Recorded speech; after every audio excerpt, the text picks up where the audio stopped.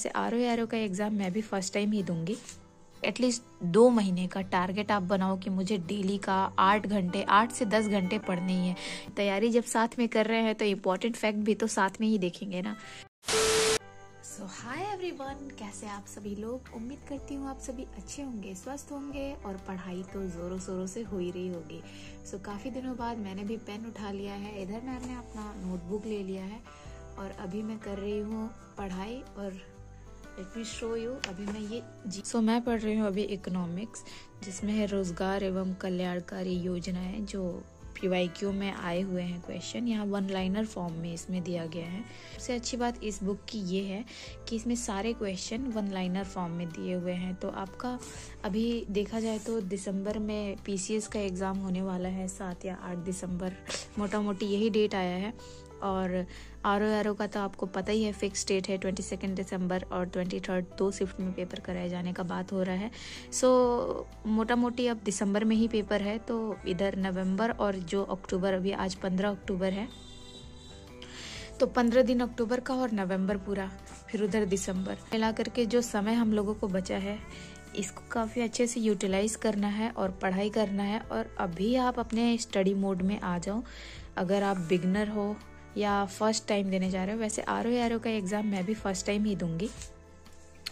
सो अभी से अगर आपका जितना भी सिलेबस कंप्लीट हुआ है उस हिसाब से आपको लग जाना है और टेस्ट भी लगाना है।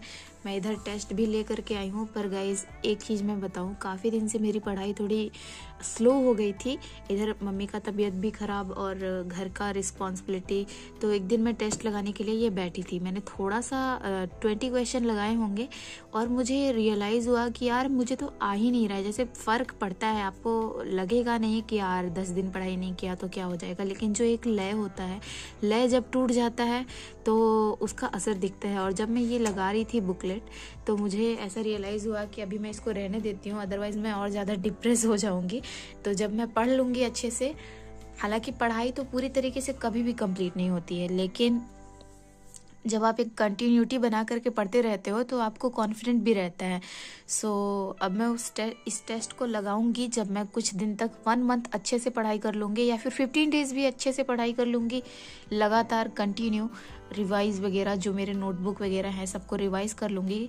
तब उसके बाद मैं उसको लगाऊंगी और फिर मैं आपको बताऊंगी कि मेरा टेस्ट वो वाला कैसा गया और क्या परफॉर्मेंस रहा उसमें।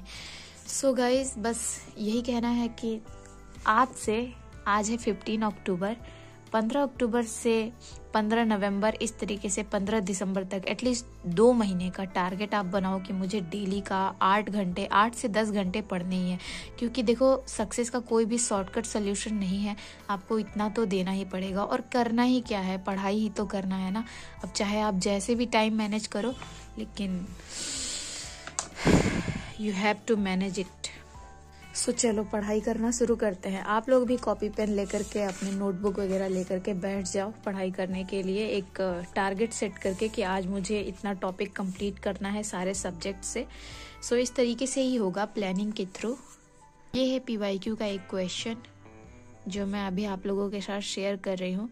अंधत्व नियंत्रण हेतु राष्ट्रीय कार्यक्रम 1976, समन्वित बाल विकास योजना 1975, राष्ट्रीय कुष्ठ निवारण कार्यक्रम 1983, राष्ट्रीय ग्रामीण स्वास्थ्य मिशन 2005। तो ये है इधर। और ये सब क्वेश्चन तो आप जानते ही होगा, इसकी बहुत ज़्यादा ही 1-2 क्वेश्चन तो आपको मिल ही जाएगा योजना पर। सो 1-2 क्वेश्चन के लिए भी पूरा पढ़ना पड़ता है।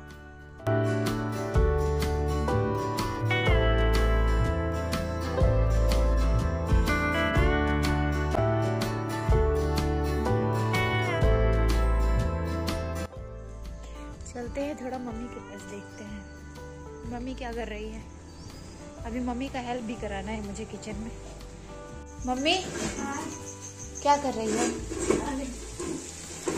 इधर?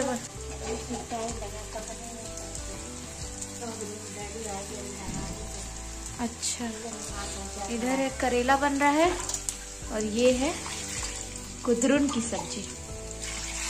छोटी कढ़ाई में, ठीक। तब से हम पढ़ने जा रहे हैं। हाँ जा पढ़ो, ठीक है। ओके।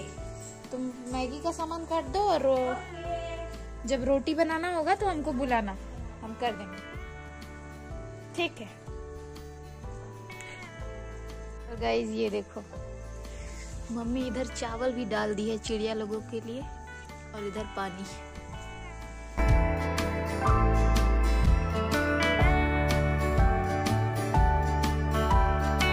गाइस इधर देखो, मुझे पढ़ते पढ़ते एक खजाना क्वेश्चन मिल गया, तो आप लोगों के साथ तो शेयर करना ही है, क्योंकि तैयारी जब साथ में कर रहे हैं तो इम्पोर्टेंट फैक्ट भी तो साथ में ही देखेंगे ना। आम आदमी बीमा योजना, बेसिकली ये सारा चीज मैं मतलब जो फैक्ट आपसे शेयर कर रही हूँ योजना के ऊपर है, और आप देख ही सकते हो इधर क्वेश्चन जो दिया हुआ है PYQ का, लाइन से सारे इधर योजना से ही रिलेटेड क्वेश्चन दिए हुए। तो मैंने सोचा कि चलो एक एक करके आप लोग के साथ भी शेयर करते हैं, इससे मुझे भी याद हो जाएगा और आप लोग को भी याद हो जाएगा। तो आम आदमी बीमा योजना 2007 में आया था, PM आत्मनिर्भर स्वस्थ भारत योजना 2021 में, प्रधानमंत्री जन आरोग्य योजना 2018 में, और है प्रधानमंत्री सुरक्षा बीमा योजना 2015 में। इस तरीके से क्वेश्चन मैच द फॉलोइंग करके आते हैं। आपको ध्यान रखना है डेट, PM आत्मनिर्भर स्वस्थ भारत योजना 2021 में, आम आदमी बीमा योजना 2007 में। अब ध्यान रखिए, इसमें क्रोनोलॉजी भी लगाने के लिए पूछ देता है कि आप इसको घटते से बढ़ते क्रम में लगाएं। आपको ये भी ध्यान रखना होगा। इधर है फिर सेकंड है सुकन्या समृद्धि योजना 22 जनवरी 2015 में शुरू हुआ था। अटल पेंशन योजना 9 मई 2015 में। अब देखो, अटल पेंशन योजना 9 मई 2015 में, और प्रधानमंत्री सुरक्षा बीमा योजना भी 2015 में। मेक इन इंडिया 25 सितंबर 2014 में। प्रधानमंत्री जनधन योजना 28 अगस्त 2014। Digital gender Atlas for advancing girls education in India 9 मार्च 2015। काफी इंपॉर्टेंट क्वेश्चन है। ये योजनाएं आपको एक बार में, मुझे पता है याद नहीं होगा, इसको आपको बार बार कम से कम 10 बार आप रटोगे तब जाकर के कहीं ना कहीं आपके जो स्थायी मेमोरी है उसमें वो घुसेगा ये चीज। PM जन आरोग्य अभियान 2018, PM वय वंदन योजना 2017 में, PM रोजगार प्रोत्साहन योजना कब आया है? 2016 में। स्वच्छ भारत अभियान 2014 में, मुद्रा बैंक योजना 2015 में। फिर उसके बाद है इधर सामुदायिक विकास कार्यक्रम 1952 में, 1952 में। प्रजातांत्रिक विकेंद्रीकरण 1957। ये मिली प्रजातांत्रिक विकेंद्रीकरण का मतलब है पंचायती राज कब लागू हुआ था। तो इसका जो इनॉग्रेशन हुआ था नागौर में, राजस्थान के नागौर में 2 अक्टूबर राजस्थान के नागौर में 1957 से पंचायती राज लागू हुआ था सबसे पहले। फिर है जिला ग्राम विकास अभिकरण 1999। की विलेज स्कीम, ये दोनों मुझे भी नया लग रहा है, अभी तक मैंने नहीं पढ़ा था। जिला ग्राम विकास अभिकरण 1999। की विलेज स्कीम है 1950 में। ये सारे फैक्ट हैं। एंड लास्ट है इधर महिला समृद्धि योजना 1993, महिला स्वशक्ति योजना 1998, राष्ट्रीय पोषाहार मिशन 2003, महिला समाख्या कार्यक्रम 1988। तो ये मुझे काफ़ी इम्पोर्टेंट लग रहा है, क्योंकि ये फीमेल से रिलेटेड योजनाएं हैं और ट्रेडिशनल योजनाएं हैं। इसको भी आपको याद रखना है। A few moments later.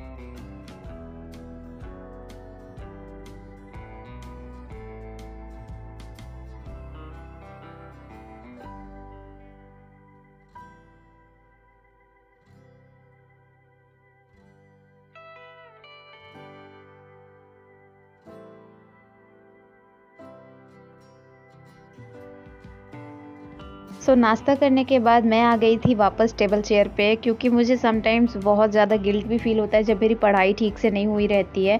So guys, मैं तुमको बस यही कहना चाहूँगी कि अपने लिए तुमको मेहनत करना ही है, क्योंकि अगर तुम अपने लिए मेहनत नहीं करोगे तो कोई भी तुम्हारे लिए नहीं खड़ा रहेगा। सो अभी रिसेंटली यूपी PCS आयोग द्वारा राज्य कृषि सेवा का प्रारंभिक परीक्षा कराया गया था, तो यह इंपॉर्टेंट क्वेश्चन मुझे लगा तो मैं शेयर कर रही हूँ। उत्तर प्रदेश में औषधीय पार्क कहाँ बनाया जा रहा है? तो इसका आंसर है ललितपुर में, और यूपी PCS के हिसाब से भी और ROR के हिसाब से भी ये इंपॉर्टेंट है। और दूसरा क्वेश्चन था कि कितने कृषि जलवायु क्षेत्र में बांटा गया है भारत को? तो यहाँ पर 15 कृषि जलवायु क्षेत्रों में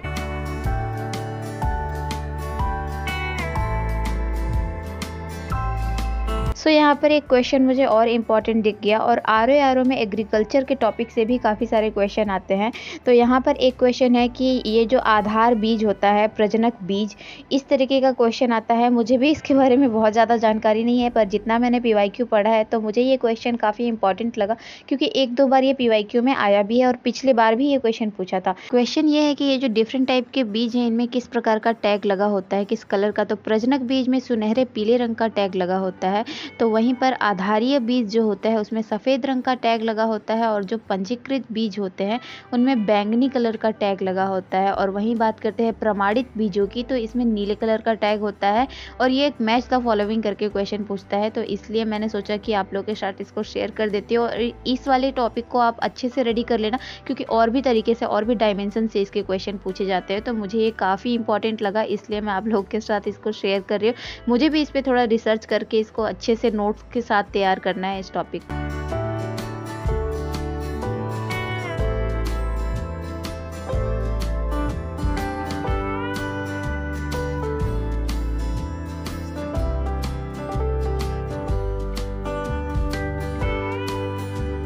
तो पढ़ते पढ़ते मुझे यहाँ पर एक इम्पॉर्टेंट फैक्ट दिख गया, तो मुझे ये एक बार में याद तो होता नहीं, तो इसके लिए मैंने सोचा कि इसके नोट्स बना लेती हूँ, फिर मैं इसको बार बार रिवाइज़ करूँगी तो मुझे याद हो जाएगा। देखो, फैक्चुअल चीज़ें लिखी लेनी चाहिए, ज़्यादा इजी रहता है, क्योंकि वो आप उसको बार बार रिवाइज़ करोगे तो वो आपके एक स्थायी मेमोरी में बैठ जाता है।